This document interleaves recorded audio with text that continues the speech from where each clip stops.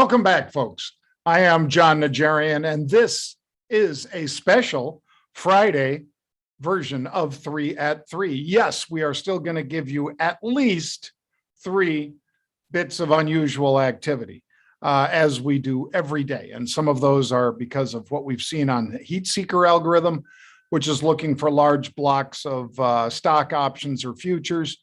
And we also occasionally cite sentiment indicators, and sometimes both of them at the same time. The sentiment comes from the full stream of Twitter and or Wall Street Bets and Reddit. So let's kick off this week's 3 at 3 windup, special Friday edition on the 17th of September. We started off today by speaking with Luke Pergandi. And Luke is the founder of Prop Swap. Just like the name sounds, that's what they do. If you have a prop bet, you can trade it. In other words, if you bought something when it was 200 to 1 odds on a particular player winning the US Open or a football game, you can sell that bet on Prop Swap, which means, of course, those of us who are looking to buy a bet could then buy at the 100 to 1 bet instead of the 200 or 500 to 1 that it was several weeks ago. That person gets to profit from selling a bet that's closer to becoming a reality, perhaps. And the other person wants to get into that bet, and it's better odds for them than the odds they might get at Caesars or the other sports books. It's completely legal in 24 states. And it's run out of Las Vegas as well as New Jersey. So let's listen to a little discussion I had for this week's 3 top prop bets. Try to say that 3 times fast with Luke Pergandi of Prop Swap. Well, folks, I am delighted to bring back a friend of the program. Okay, Luke, it runs about Pergandi, founder of Prop Swap. And he's going to tell us a little bit about Vegas, a little bit about Jersey and how it's become the center of the gambling universe, as well as about a couple of very interesting bets. And we really appreciate your input, folks. So let us know what you think, because we figured on Fridays we would try to bring some insights from Luke and Prop Swap and see how you guys like it. And if you like it, then we'll keep doing it. So Luke, welcome to the program, sir. Thanks, John. Thanks for having me on. Appreciate it. Yeah, folks, I first met Luke almost a year ago during the shutdowns when we were talking about Prop Swap, which is a site, folks, that they take in bets and they can reissue those bets to somebody else. In other words, you've got a winning bet and you'd like to maybe cash out before the MVP is declared because you've already made some pretty good coin on it. Well, Prop Swap is one of the places they do that. Maybe give us a quick background, Luke, on how that came about. Yeah. So we are America's secondary market for sports bets. We started the company in 2015 in Las Vegas, when at the time that was the only place you could bet on sports legally. And from 2015 to 2018, we had a cute business. It was growing and investors were like, it's interesting, but you're constrained to one state. And that was fair. But obviously 2018 comes around, the law called PASPA gets repealed, and now we have sports betting authorized in 24 states. That number seems to grow every month. Obviously, the pandemic is 4 states into a deficit, and sports betting is a nice box to check to help solve those deficits. Free tax revenue, everyone's doing it anyway. And there's a lot of FOMO going on where if your neighboring state has legalized it, your state regulators and legislature look silly if they're not. So it's been a confluence of good events for Prop Swap, and we are a secondary market, like you said. So if you bet on the Buccaneers last year before Tom Brady arrived in Tampa to win the Super Bowl, that ticket immediately was worth a lot of money once Tom Brady signed with Tampa. And then, of course, as the season progressed, it became worth more and more money with each win and each playoff win specifically. So that's what we do. So if you have a sports bet that's from a legal sports book in this country, you can post it on PropSwap and we help find you a buyer. We are a secondary market. We're like eBay or StubHub. We just charge the transaction fee every time a bet gets sold. Great. Well, we'll hear a lot more from Luke about how New Jersey became the center of all this sports gambling and how much money goes through there in the future, folks. But Luke and I were both in Vegas separately last week. And I'll tell you, Vegas is back. But at least for the short term, Luke, there were an awful lot of shops within the casino that weren't open. It didn't matter if it was at the Wynn or at Paris or at Bally's. Even big restaurants like BLT Steak, I think, over in Bally's couldn't open. They don't have enough people to work there. That's a real problem, but I think it'll get solved as now we're rolling off that enhanced employment benefit. Yep, completely agree. It seems like a nationwide problem, and obviously in Las Vegas, where you just have so many hourly employees in a city like that, manning the restaurants and the shops. It's built on a majority of hourly employees in that town. So yeah, Vegas has been a victim of it. I think a lot of other cities, Chicago and New York City, you're still kind of seeing the effects. Some of these restaurants are closing early that were typically open till 10 or 11 p.m. It's unfortunate, but to your point, it seems like we're kind of starting to see the end of that, of those payments. So I think Vegas is back. I agree. And I went there. I'm there all the time for work. And even this summer, I mean, it was roaring, the nightlife and the sports book on Sunday morning for the kickoff of NFL Week 1. I mean, that is a blast to see everyone that excited at 9:59 a.m. Pacific time. Yeah, it certainly was. And folks, Luke, and again, Prop Swap are the folks that are bringing us these bets. And the first prop bet that's out there that Luke wanted to cover today is Mac Jones. And there he is on the screen, Mac Jones for MVP, one of those prop bets that people could make. Tell us a little bit about this one, where it started out, where it is now, and what kind of traction it's got, Luke. Yeah. So, I'd say with all of these bets, people are utilizing PropSwap to buy it and then the idea to sell it later on. So, these aren't necessarily bets that are going to cash, but these numbers that they're getting either from the book or PropSwap are very high, so they can resell them later on. So Mac Jones to win regular season MVP was 500 to 1 when Cam Newton was still on the roster. Cam Newton gets cut about 2 weeks ago. His odds dropped to 200 to 1 before the week 1. And then obviously, he comes out, throws for 280 yards and that, divisional loss to Miami, but he looked good. There's no question about it. He looked confident. He has the weapons to succeed in this league. So, the market has Mac Jones at 80 to 1 to win MVP now. And PropSwap has a ticket up for sale at 156 to 1 odds. So, almost double the value by buying it from PropSwap versus going to Caesars. And, this seller, he got him at 500 to 1.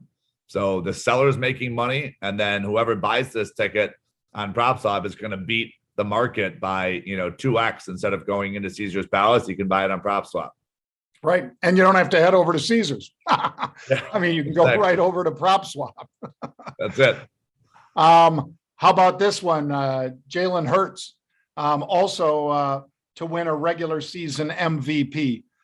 So how did the progression go in this one? He probably wasn't ever 500 to 1. He was not 500 to 1. A lot better than that. Yeah. He was a lock to be the starter all offseason. I think a lot of people didn't understand what Nick Sirianni, the new head coach of the Eagles, was going to do with Jalen. And I think the answer was get short completions, get them some confidence, and then we'll build as the season goes on. And he looked great.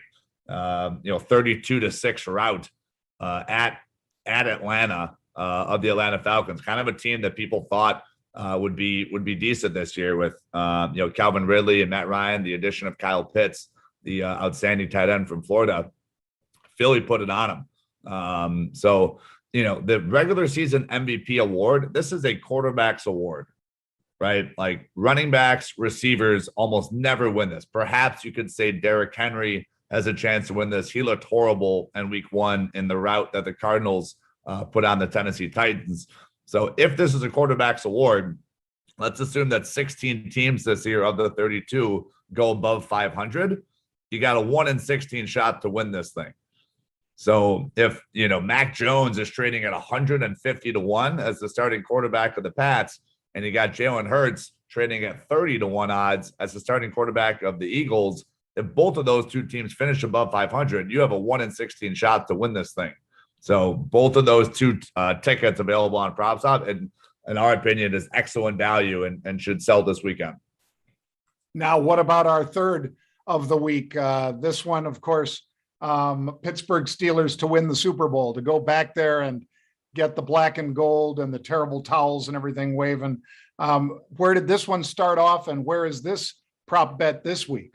Yeah, so this team won 11 games in a row last year to the Pittsburgh Steelers. And I just, coming into this season, there was just no faith. Perhaps it's Ben's arm, perhaps it's, a somewhat aging defense, but, they still have Minkah Fitzpatrick, who's one of the best safeties in the NFL. So there just wasn't a ton of faith. The Steelers opened at 44 to 1 odds to win the Super Bowl. One game, and they put it on the Buffalo Bills in Buffalo. One game, they're now down to 20 to 1. So the odds have shrunk by more than 2 times. And we have a ticket for sale at odds of 34 to 1. So Steelers cost you $65. You get 34 times your money. It pays over $2,200 if the Steelers can do this. And again, like, all you're banking on with PropSwap is those odds to go down further. So if you buy this ticket at 34 to 1, they win again this week, they win a third game, the odds are now 15 to 1. You're flipping that thing for 2 or 3 times what you paid for it, and you've only held it for a week and a half. Yeah. Folks, that's the kind of thing you can do at PropSwap. I mean, it is a really cool site. It is not just, your grandfather's bet on who's going to win, but all these different prop bets as well. And PropSwap can handle all of those. So do make sure you check it out and give us some comments on how you like looking at these bets, whether they're pro or college. And we'll be happy to get Luke back on the program. So Luke, thank you for the insight, sir. Appreciate it, John. Enjoy the games this weekend. All right. All of you enjoy the games too. Thank you. Well, folks, I certainly hope you enjoyed that discussion with Luke Pergandy of PropSwap. And we are listening to your comments, both on Twitter and any that you shoot to us. We truly appreciate it. If you're watching this on YouTube, be sure to subscribe and or give us a comment about what you thought of the PropSwap value proposition. And we have already sort of decided that perhaps we will run the sports focus and betting later in the 3 at 3 on Friday. But I really did appreciate that. And I think those of you who look to capture edge will certainly see why we are interested in it, because you can get a better deal through PropSwap than you can in the casinos. In fact, you might even be able to arbitrage a little bit. But anyway, so today I was on with my buddy Scott Wapner on CNBC's Halftime Report. The quick little update here on T-Mobile, because yesterday we talked about TMUS when it was trading at 126.72. It's about $1 higher than that right now. It had been up over 129, almost 130 yesterday. But we just thought we'd give you a little update there. There was a look at the stock and the graph, as you see there. And then this happened today because Jenny Harrington made a bet with Josh about Intel versus NVIDIA, apparently. And she lost the bet. Josh won the bet. And it was just kind of funny back and forth with the guys. And people thought this looked like a Brady Bunch box, where you've got a whole bunch of people in those boxes and one person's looking up at the other person and so forth. So I thought that was kind of funny today. Anyway, now into our fresh 3 at 3 bang plan, which is Anaplan. Here we have Cloud Play. 64.95 is the stock, and some 4,200 of these October 70 calls change hands in PLAN. The shares were 64.95 when we saw this. They're about 40 cents higher than that right now, trading 65.34. These are regular October expiration 70 calls. You guys already know the drill. I bought the 65s, the at the money, and will look to sell 75s if the stock rallies. And that's, I will do 1-to-1. I don't do it taking on more risk by doing a ratio spread, although some of you may elect to do that. That's your money. I do it 1-to-1. I own the 65s. I'm selling upside calls against it. Again, time frame October, strike price 70. So that's kind of like our target 70, time frame October. There's a little look at the graph, and you see Anaplan moving up from 58-ish level in mid-August to now breached 68 for a while, just in the past week or so, and now 65.21. Second of our 3 at 3 is VLTA. What is this? Charging stations. Volta, charging stations. Bullish call buying. The stock was $13.35. VLTA. I'll give you a fresh read on where that one is right now as well. Volta is $12.70. Let's see what Glenn has for a graph. There we go. It faded all the way down to 12.38. So big pop to the upside, as you see, 14.34, a new 52-week high, and then bled back down. Still like it. What were they buying? Well, the October 15 calls. Do you, if you want to participate, have to buy the October 15 calls? No, you don't, because this one does not have weekly options, but you can buy the October, for instance, 1250s. That's the at the money call right now. They are presently trading $1.55 on the bid side versus $1.75 on the offer side. Let's split the difference and say $1.65 for those. But look up at those 15s where 22,000 have now changed hands, and they have changed hands for $1.10 bid, $1.15 offered. So in other words, you could do that 112 and pay $1.65, sell the other for 110. Thus, you've paid 55 cents, the difference between $1.65 and $1.10, and you have a $2.50 spread, a $2.50 spread that you've paid 55 cents for. In other words, it could be 5x if you get the kind of move between now and October expiration. So that's one of the ways that I love to play. So I am long these 1250 calls, and I'm short the 15 calls. And look at where they were, by the way, 35 cents where they started off today. Let me give you a full range. Those calls today, first print was 35 cents. The high was $1.85. So you see that they were really in demand, these calls, which gave you the opportunity, if you're somebody like me, to buy one, sell one, take on no additional risk, and yet address time decay as well as volatility compression. All right. Let us now go to Caesars, which is my third on today's 3 at 3. CZR, Caesars. Stock is $109. They're buying the 115 calls in Caesars. You know the deal already this week. China focused in on CZR. China focused in on Macau and some of the shenanigans that go on there. Or they just want to get bribed or paid off or whatever the CCP does. So as I've said many times, this is a circular firing squad. Now, this one has bled off the CZR. It is when I was talking about it, 109.30. And we're looking for upside out of this one. But temporarily anyway, it has faded, which gives you an opportunity, if you like this activity, to get into this at a lower price point. There's our Wolf of Wall Street, by the way. I had to put Nancy in there because people were pointing out how many millions she's made trading on information that Congress people get. And I pointed out to people, however, she's not breaking the law, folks. The Wolf of Wall Street did break the law. Nancy's not breaking the law because the law says Congress can trade on insider information. Yeah, I know. Many of us are confused as to why they could do that, but apparently they make too much money on it and they don't want to give it up. They talked about giving it up. They passed a bill to give it up. And then they basically convinced President Obama not to turn that bill into a law, which, as you know, unless you're talking about a veto override, you need the president to sign a bill that passes its way through Congress. So Congress can freely trade on inside information. You might have heard me talking about G-Sky, a stock in which we saw unusual activity a week ago and which paid off big to the tune of about 17x this week.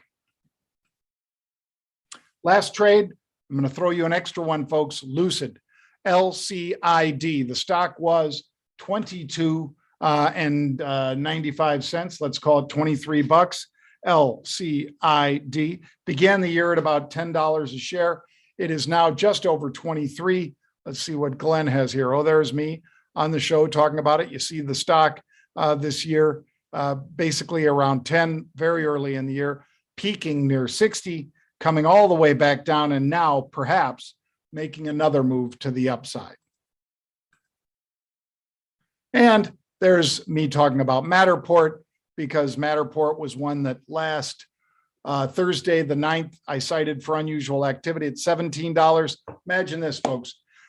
And I gave my buddy Josh Brown credit. I said, Josh has liked this stock for a while. He hasn't been right on it for very long, but this is a nice move this week. Move from $17.50 to $22.50. That's a nice move. If you own 1,000 shares, it's $5,000 winner, right?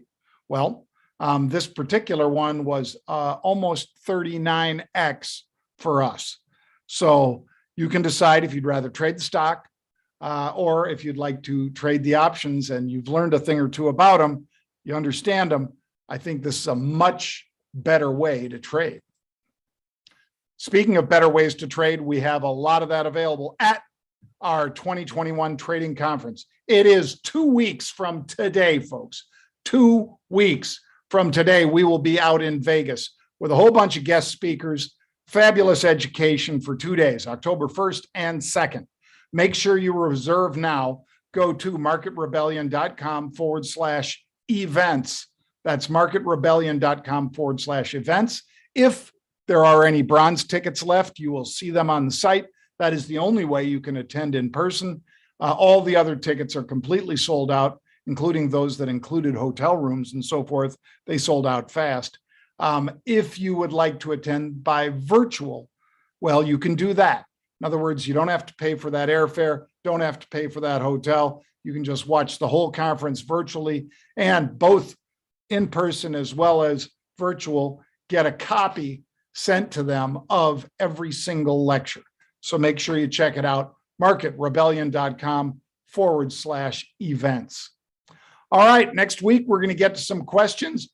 My Twitter handle, and encourage you to follow me, is Jon Najarian, Najarian. Folks, let us know how you like that prop swap information. A lot of you have said you liked it, but you'd like it at the tail end of the program. I get that. But we still have, 35 minutes to trade. But nonetheless, I hear you. And we always, when we ask questions, we actually listen to your answers. So thank you for that. And I'll see you Monday next week, folks. Have a great weekend.